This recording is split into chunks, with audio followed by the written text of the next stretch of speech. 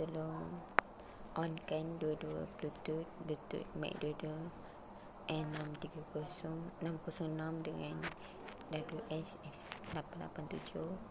Kita search dekat handphone kita, dia dah connect dodo.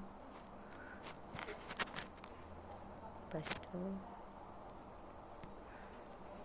kita check dekat kita punya handphone Bluetooth,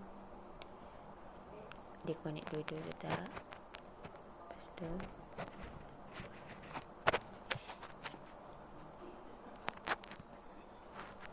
Lepas tu ada smart lock daripada handphone my phone saya. Lepas tu dia ada pin.